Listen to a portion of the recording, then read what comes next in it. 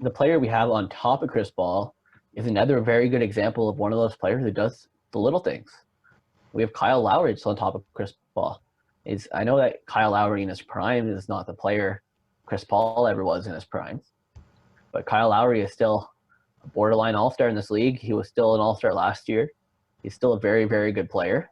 If anything, he had a great year last year. He had a better year than he's been putting up lately. Yeah.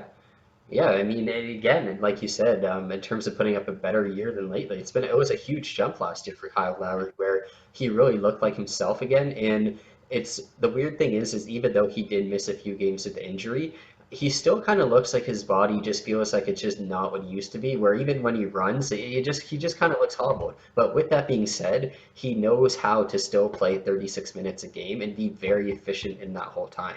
I feel like I can't believe he played 36 minutes last year. that's That's what ridiculous. he looks like he's hobbled, but somehow he still plays every minute when he's out there. He's one of the hardest nosed players in the game.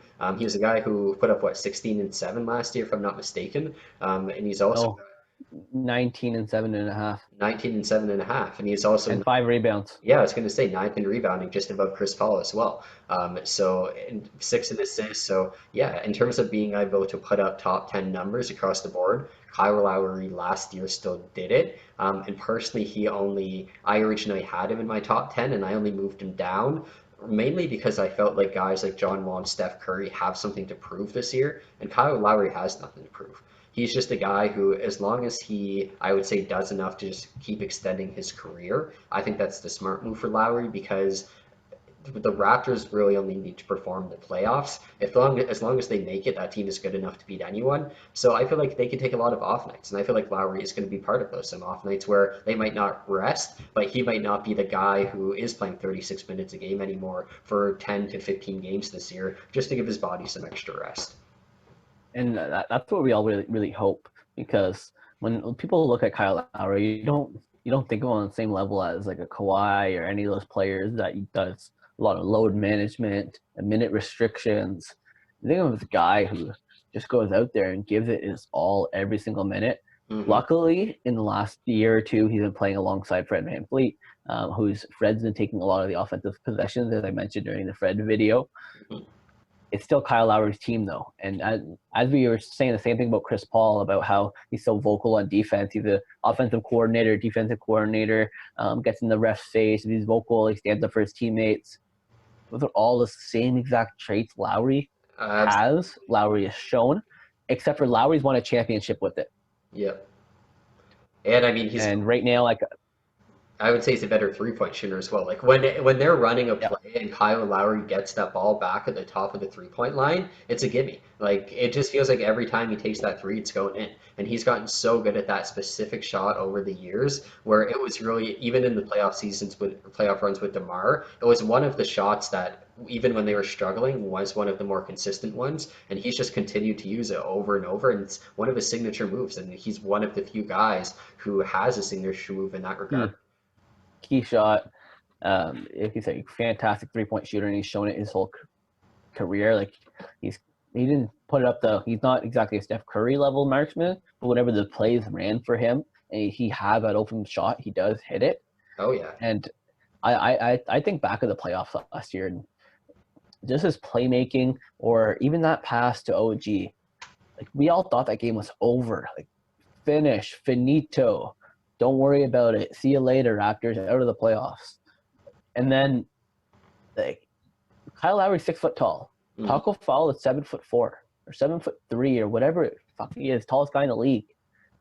Standing in front of him, and the fact that Kyle Lowry is able to get that pass off, like I texted somebody that morning. I don't know if it was you or another buddy, but I said Kyle Lowry is the NBA's Tom Brady with that pass, because it was just so pinpoint. The only other player I can see in this league doing that is LeBron James. Yeah, maybe Alonzo Ball now, but yeah, in terms of guys who we've seen do it, yeah, it's really only like guys like Kyrie and LeBron, like you said. Like it's Or, just it's incredible. yeah. Like it's Kyle is he does things so well. He does everything so well, and it's just sad that it took him a little bit in his career to get up to that level, and that nobody respected him and DeMar. They should have respected him and DeMar. They were Eastern Conference Finals almost every year. They just fell apart to LeBron. It's not their fault. Everyone did. Yeah, and I mean, when at the end of the day, when you have a title and so many on these other guys, so many of the other guys on this list don't, that definitely justifies you a higher spot, even when we're talking about just who's going to do better this year. But yeah, I mean, I don't blame anyone who has him in the top 10 because we know as a player, he definitely deserves a top 10 Easily. spot. It's just too, like, when you look at the top 10, it's insane at this list. I mentioned a Oh, couple of the guys. top 12 is insane. Chris Yeah, Paul's number 12. Kyle Lowry's number 11. exactly. And these are both guys who we know have, like you said, were all-stars Top last 5 year. potential. Yeah, were all-stars last year, could easily be this year, especially with fan votes. And somehow they're still not even in the top 10. It's crazy. Like, when it comes down to the nitty gritty, these two players, Chris Paul and Kyle Lowry, I would probably take them in a playoff series, in a 7-game playoff series, than all but maybe 3 of these point guards are about to name. If I was making a Team USA team, I would take Paul or Lowry over a lot of these guys in the top 10, honestly. To be my starting point guard, Yeah, absolutely. 100%. Yeah. They just do those roles very well. They play hard every single minute. You can kind of see that for these guys on top of them, but in all reality, like it's just the age factor, that the fact that they're slowing down, and throughout a 72 game season or an 82 game season, like regularly, we know that they're not gonna be able to put up the production these other guys will. But in a 1-gamer or in a 7-game series, I'm taking Kyle Lowry or Chris Paul any day of the week, except for maybe 2 or 3 of these guys. Yeah, I mean, even a guy who we're going to see a lot higher on this, even a guy like Ben Simmons. If I have a game 7, I'm taking Okay, Kyle Lowry. any day, any day. But it's Yeah. still, obviously, we're talking about regular season here, so he doesn't end up there. But yeah, in terms of, we know what he could do. Any Toronto fan, any playoff fan, anyone knows what Kyle Lowry can do in big moments. And it's fun to see. He's a guy too with the energy. It's great when he hits a big shot in the playoffs. Everyone loves it. Crowds go wild. Everyone watching goes wild. You love it when he hits a shot. It hits the shot, makes a pass, takes a charge, the best Oh, in the whole league at taking charges. that's an Don't forget that. yeah, Like very. literally the whole league. It's not even close. He's the best in the league at taking charges. Yes, yes, definitely. And that's Gets something. run the hell over. Yeah, we almost didn't even mention that, but absolutely, that's one of the things that, like you said, does all the little things right. And yes, definitely a guy. I don't even know if it's true if he actually takes the most charges, but just off the top of my head, I would definitely. Looks like it.